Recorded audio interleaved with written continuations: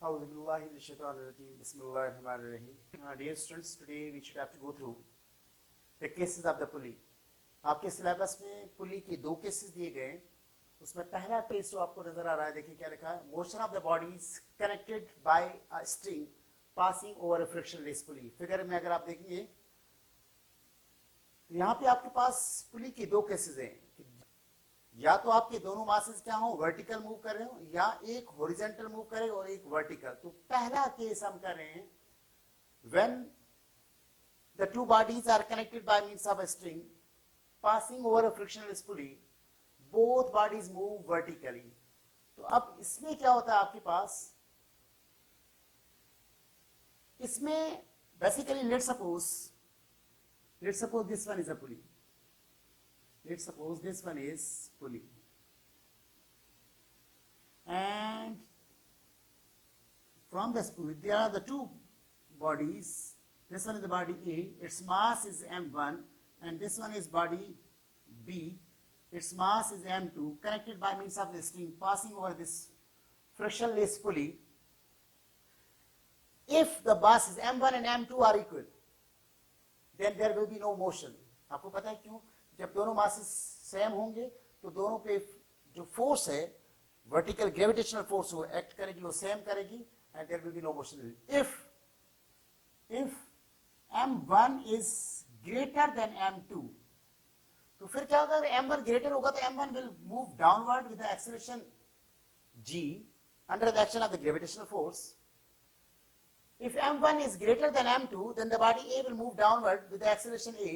With the same acceleration, body B will move upward, and this motion will take place like this.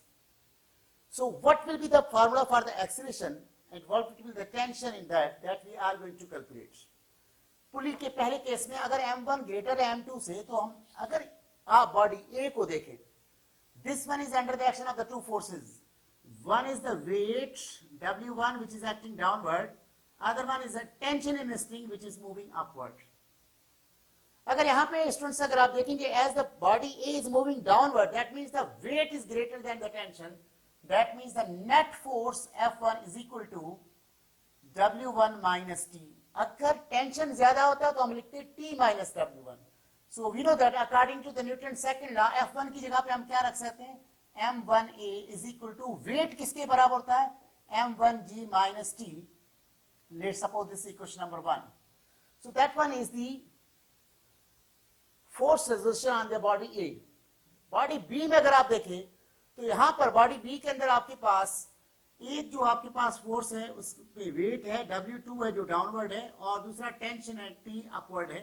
आपके जहन में एक सवाल ये भी आ सकता है कि W1 लिखा, W2 लिखा, लेकिन T दोनों जगहों पे सिर्फ T क्यों लिखा? स्ट्रिंग सेम है, so tension will be the same. अब अगर देखा जाए बॉडी बी को, तो it is moving upward with acceleration A. That means tension is greater than weight W2, that's equal to net force F2. हमें पता है according to second law F2 किसके बराबर है, M2A के, that's equal to T minus M2G. This is equation number 2. If we add the equation 1 and 2, we will get M1A is equal to M1G minus T. क्या किया हमने? Add equation 1 and 2. So M2A is equal to क्या था, T minus M2G. इन दोनों को add करोगे तो ये हो जाएगा M1A plus M2A is equal to T में कैंसिल होगा M1G minus M2G. तो डियर स्टूडेंट्स, अगर इस इक्वेशन में देखा जाए,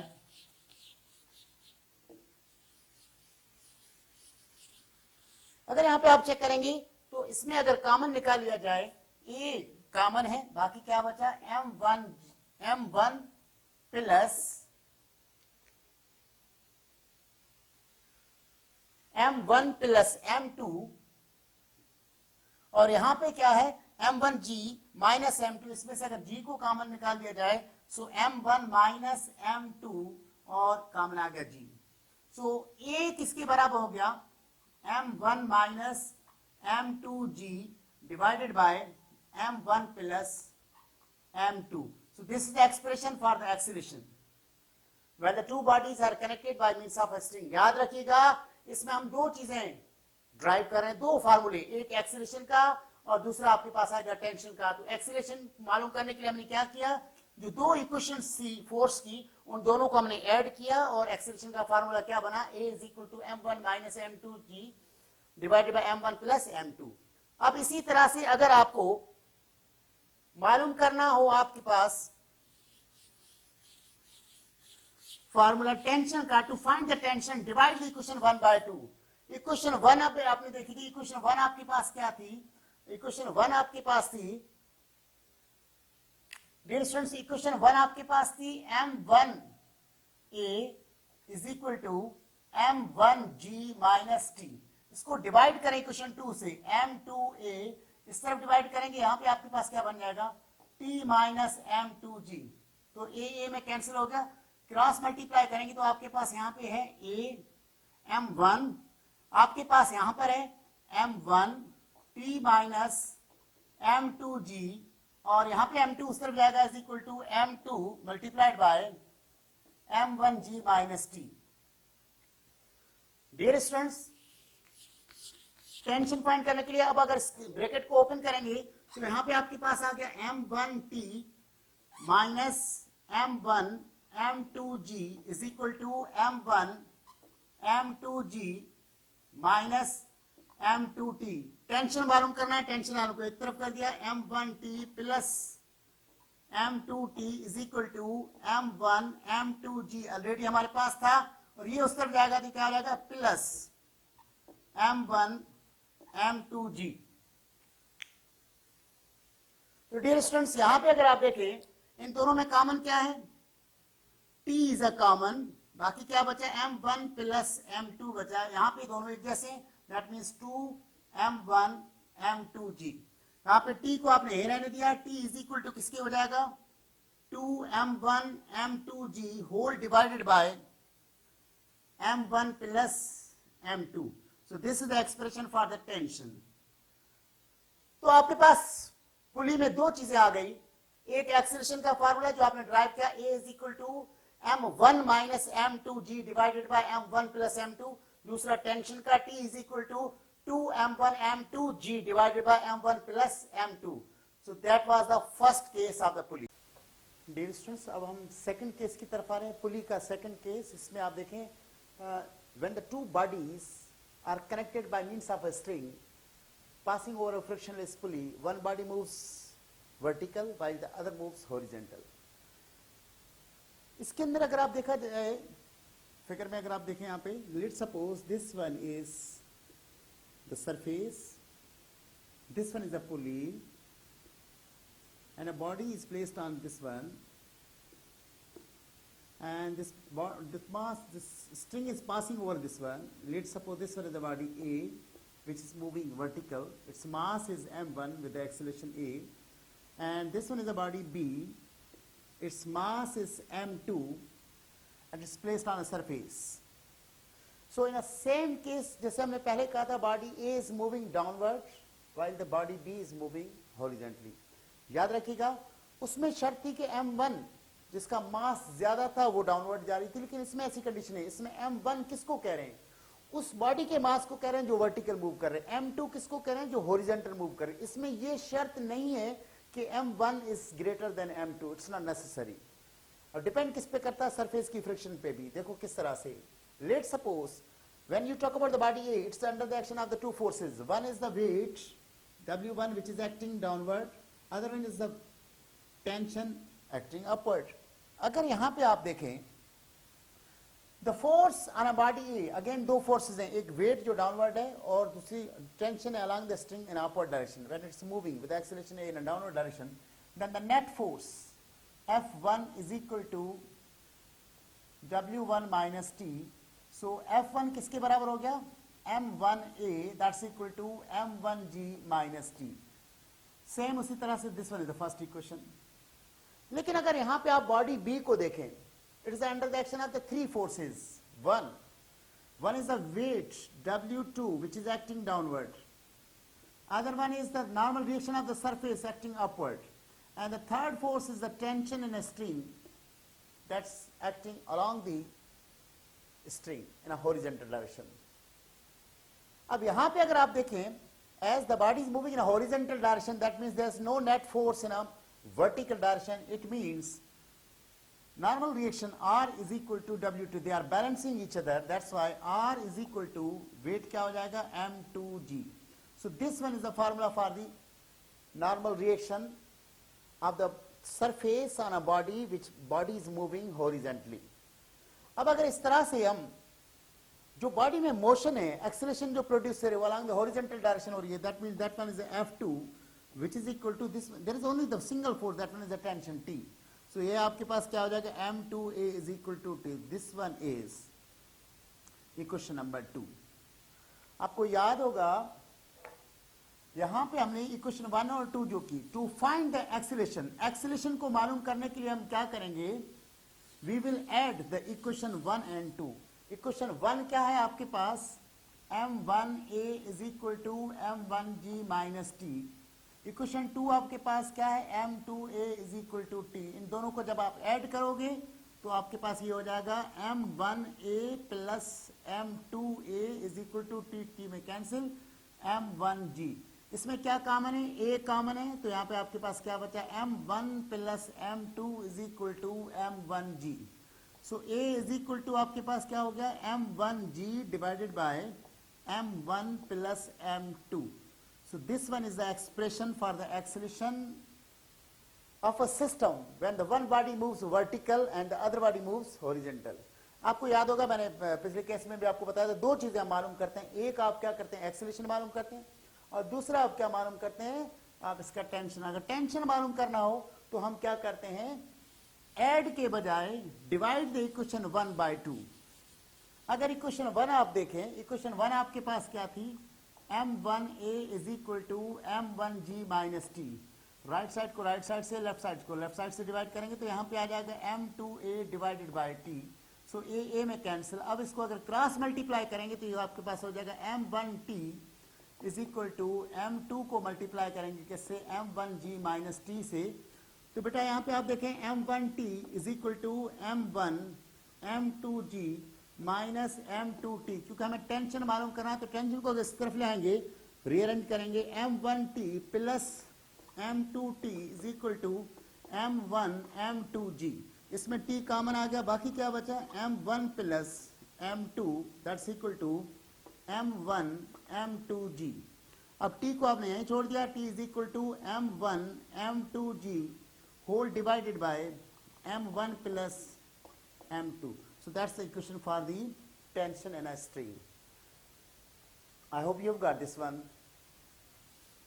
These are the two formulas that we have driven for the system of the pulley. पहले केस में क्या था, दोनों बॉडीज क्या थी, वर्टिकल मूव कर रही थी, उसमें आपने फार्मूला याद करना है बेसिकली, ए का भी और टी का भी. इसमें क्या था, एक हॉरिजॉन्टल थी दूसरी वर्टिकल थी, तो इसमें भी आपने फार्मूला यूज किया. अब नेक्स्ट आपके पास है इंक्लाइंड प्लेन.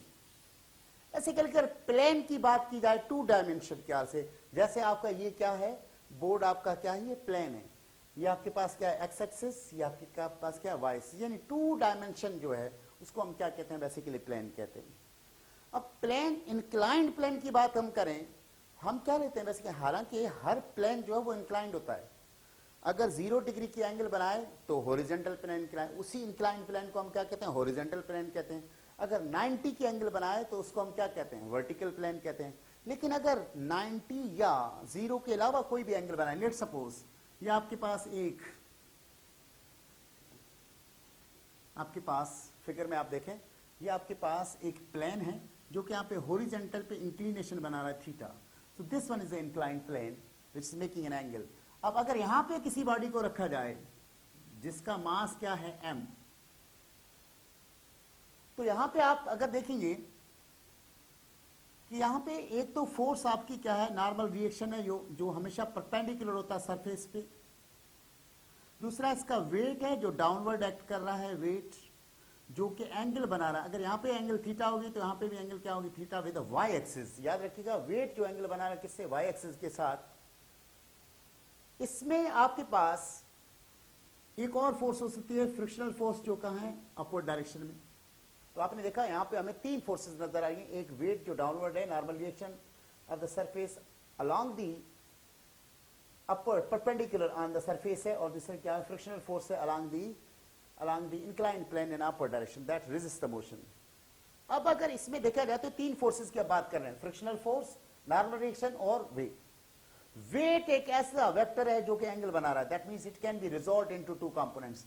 अगर इस वेट के दो कंपोनेंट्स मालूम करें तो एक यहाँ पे हो जाएगा आपका हॉरिजॉन्टल कंपोनेंट जिसको हम क्या कहेंगे, Wx कहेंगे, और एक यहाँ पे वर्टिकल कंपोनेंट हो जाएगा, इसको हम क्या कहेंगे, Wy.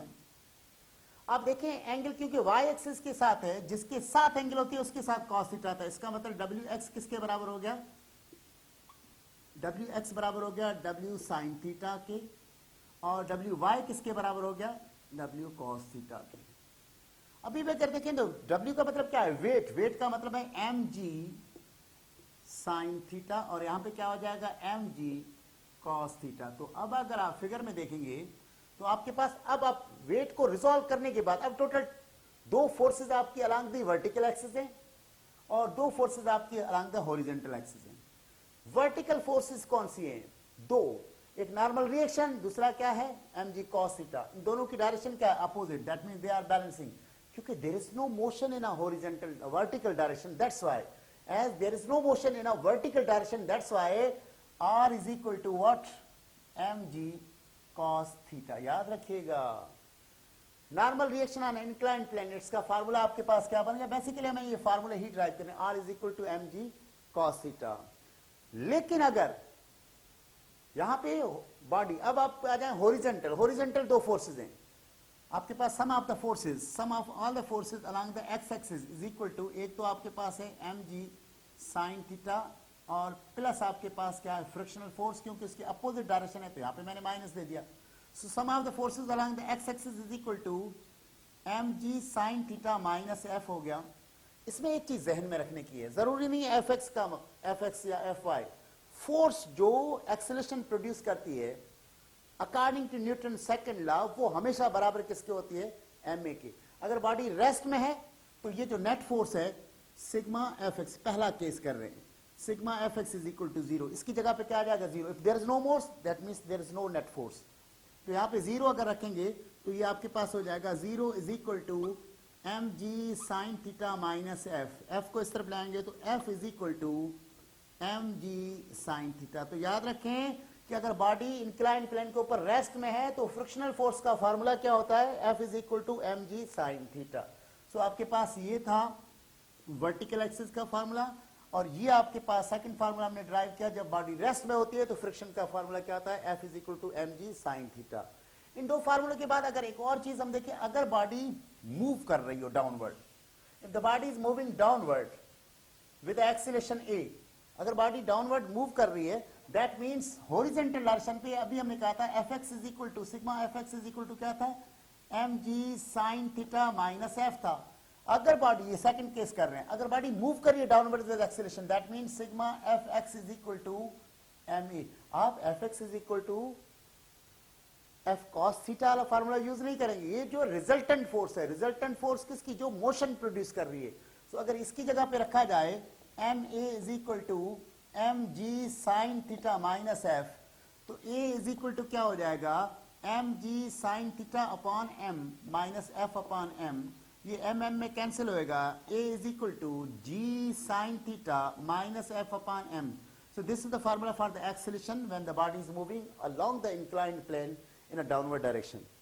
हाँ, अगर एक और केस की बात करें, अगर ये जो सरफेस है आपका इंक्लाइंड प्लेन का जो सरफेस है, अगर वो स्मूथ सरफेस हो, स्मूथ सरफेस समझे, स्मूथ सरफेस उसको जैसे पे फ्रिक्शन 0 हो, तो फिर ये सी सेक्शन में अगर सरफेस जो है, अगर आपका सरफेस क्या है, स्मूथ है, स्मूथ होने का मतलब क्या है, स्मूथ होने का मतलब क्या है, f इज इक्वल टू क्या 0. तो अभी आपने एक्सेलरेशन का formula a is equal to क्या था, g sin theta minus f upon m. अगर f की जगह पे 0 रख दिया जाए सो a इज इक्वल टू क्या हो जाएगा, g sin theta. So this is the formula for the acceleration produced on an inclined plane when the body is moving without friction, that means on a smooth surface. So that was the inclined plane. Next आपके पास topic अगर हम देखें तो आपके पास है impulse क्या है. When a large force works on a body for a very small time interval, it is called the impulsive force or impulse. An impulsive force does not remain constant but changes first from 0 to maximum and then from maximum to 0. In such case, we measure the total effect of the force. Impulsive of a force या impulse होता क्या है? Is a measure of the total effect of the force. Impulse is a vector quantity and its direction is the same as that of the force. इसके बाद इसका dimension क्या है? Impulse देखो, इम्पल्स की हम बात करें तो that's equal to force into time. तो आपके पास यहां पे इसका यूनिट क्या हो जाएगा? न्यूटन सेकंड हो जाएगा. आपको याद होगा Newton second is also the unit of the momentum. Sometimes MCQs आता है कि impulse have the same unit as that of momentum. इसके साथ साथ इसका डायमेंशन भी वही होता है जो कि आपके पास किसका होता है?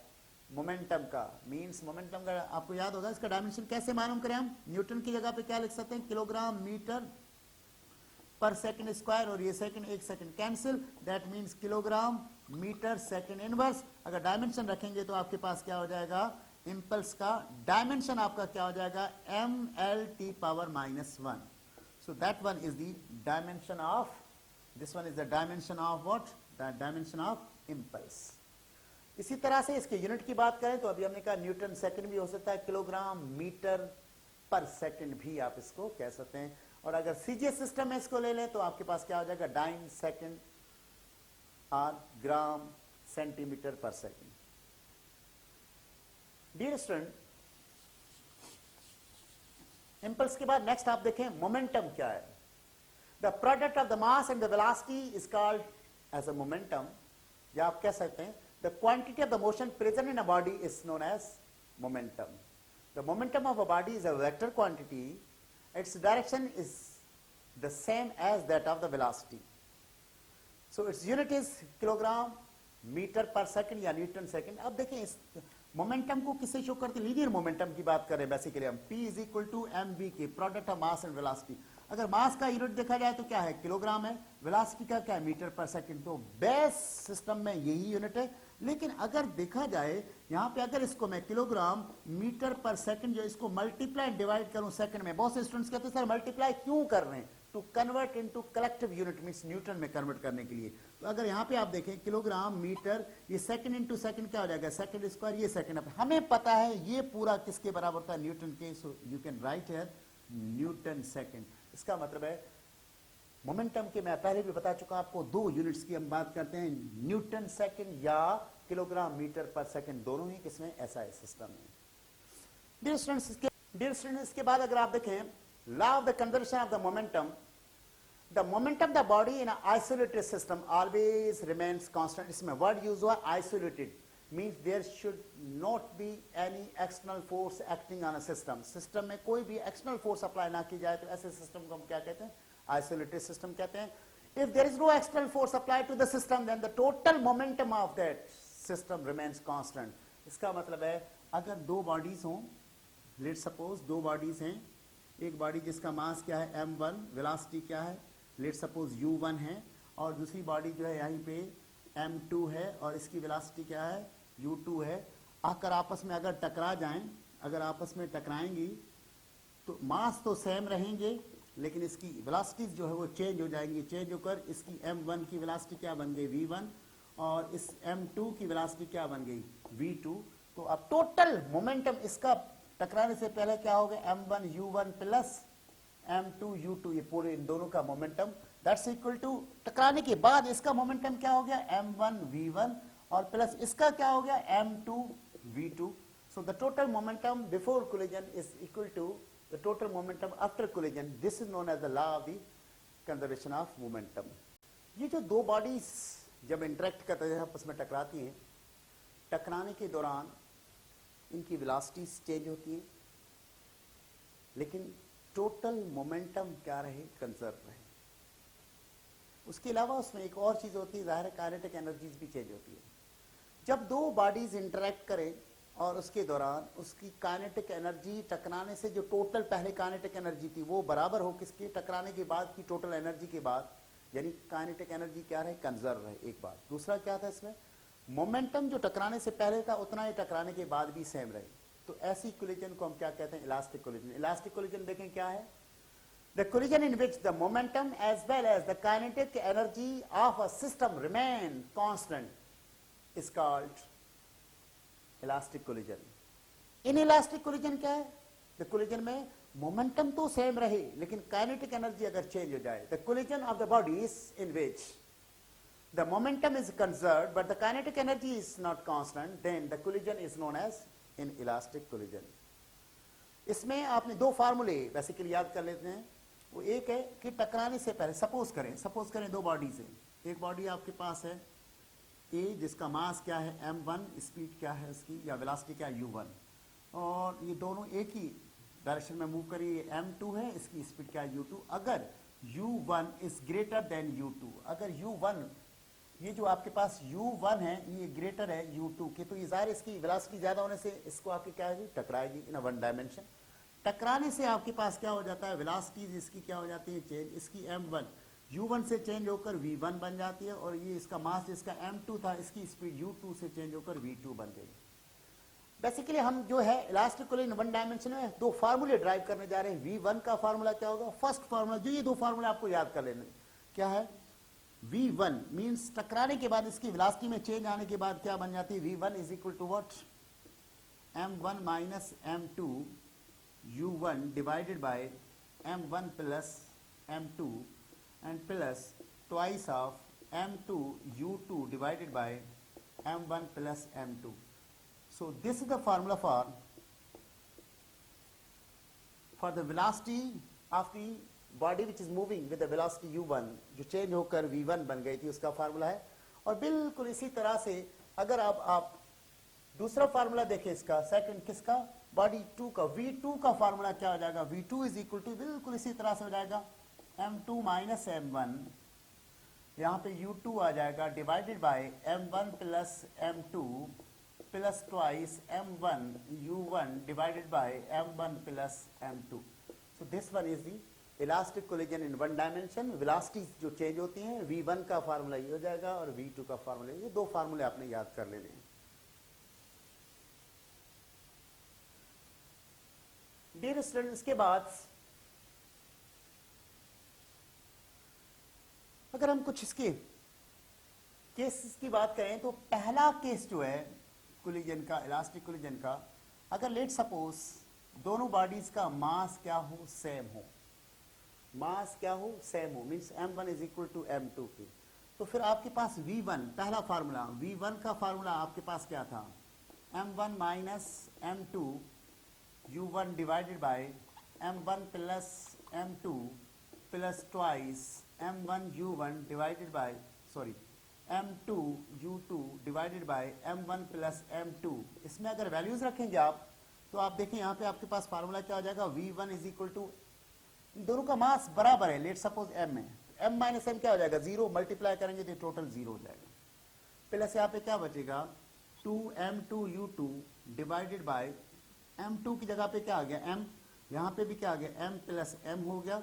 इसका मतलब है v1 is equal to 2m u2 divided by 2m हो गया, m में कैंसिल, 2 में cancel, v1 is equal to u2 हो गया, मीन्स वेलोसिटीज क्या हो गई, एक्सचेंज हो जाएंगी।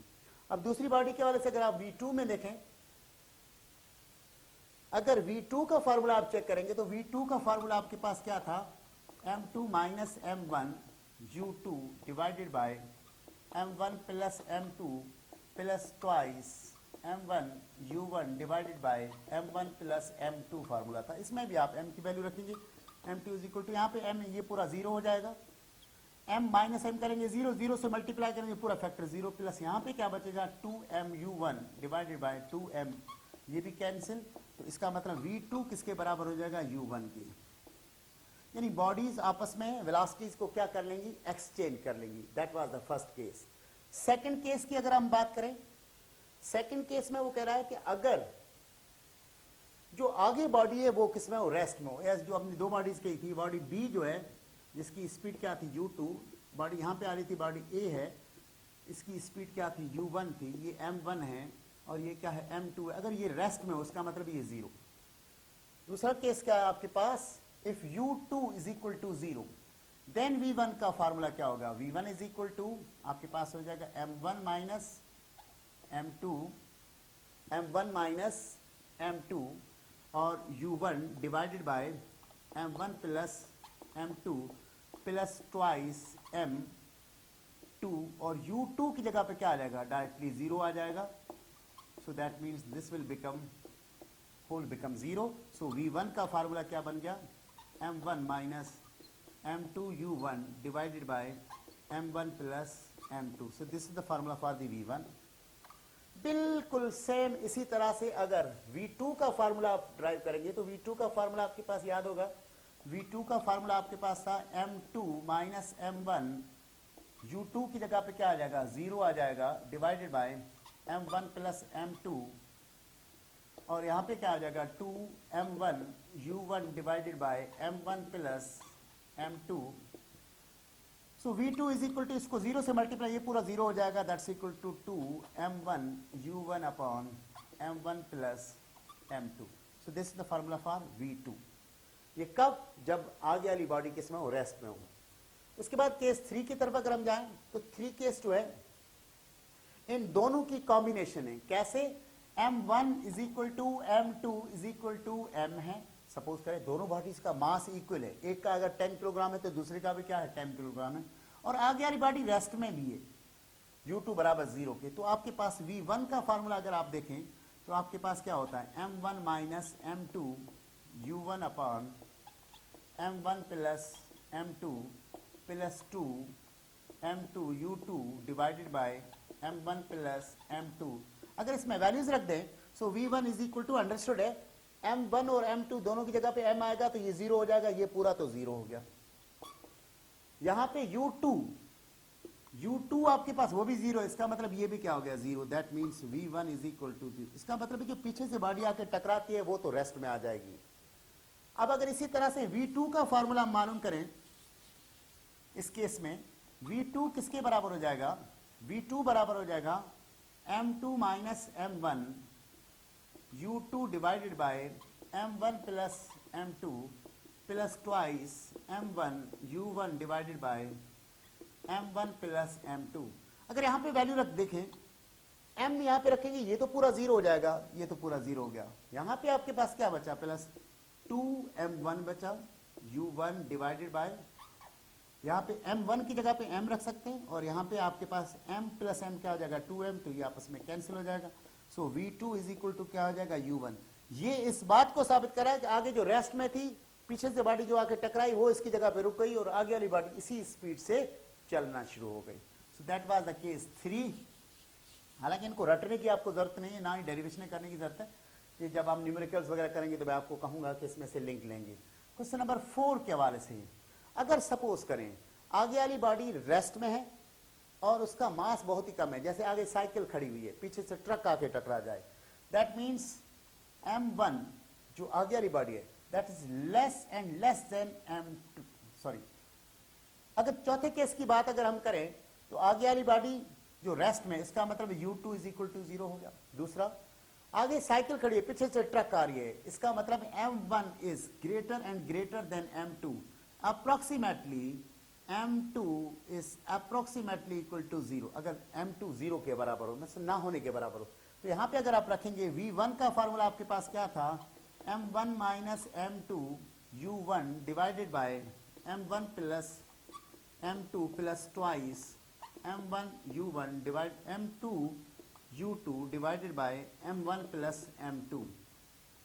सो v1 इज इक्वल टू, देखिए m1, ठीक है जनाब, m1 आ गया, माइनस m2 की जगह, m2 बराबर किसके, 0 के, हाँ u1 आ गया, अपॉन m1 प्लस 0 प्लस यहाँ पे u2 0 है तो इसका मतलब ये तो पूरा फैक्टर 0 ही हो जाएगा। अब अगर इसमें स्टूडेंट देखें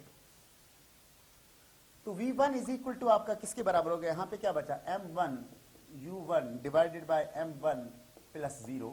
सो v1 is equal to m1, m1 में कैंसिल u1। इसका मतलब है जो पीछे से बॉडी आ रही, जो ट्रक आ रही थी, उसकी स्पीड में कोई फर्क नहीं आया, जो पहले थी वही रही। हाँ, दूसरी बॉडी का क्या हुआ, सेकंड बॉडी आपकी जो, उसका क्या हुआ, उसकी वैल्यू, उसका फार्मूला क्या था, v2 is equal to m2 minus m1 divided by m1 plus m2 u1 plus twice m2। दूसरी जो बॉडी पीछे से आ रही थी v2, उसका फार्मूला क्या बनेगा, m2 minus m1 u2 divided by m1 plus m2 plus twice m1 u1 divided by m1 plus m2। अगर यहाँ पे आप देखेंगे, क्योंकि मासेस भी सेम है, u2 भी जीरो है, ये तो पूरा जीरो हो गया। यहाँ पे क्या बचा, 2 m1 u1 divided by m2 zero है, इसका मतलब क्या बचा, m1, ये cancel. So v2 is equal to 2u1।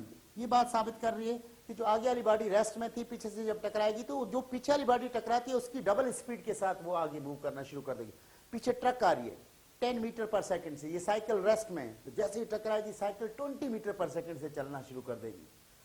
सो उसके बाद नेक्स्ट केस और लास्ट केस आपका, इसका फिफ्थ केस अगर आप देखें, वो कह रहा है कि अगर जो आगे ट्रक खड़ी हुई पीछे से साइकिल आ रही है, इसका मतलब है u2 is equal to 0 और m1 is less and less than m2, that means m1 is approximately equal to what, 0। अब अगर आप देखें तो v1 is equal to क्या था आपके पास, m1 minus m2 u1 divided by m1 plus m2 plus twice m2 u2 divided by m1 plus m2।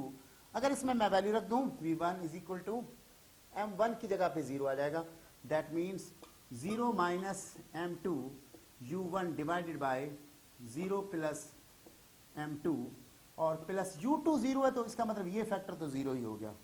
सो अब आप अगर इसको चेक करें तो v1 किसके बराबर जाके बना आपका, v1 is equal to minus m2 u1 divided by m2। So m2 में cancel, v1 is equal to minus u1। इसका मतलब है जो पीछे से साइकिल आ रही थी ट्रक से टकरा के वापस रिवर्स, माइनस किसको शो कर, रिवर्स डायरेक्शन में मूव करना शुरू कर देगी।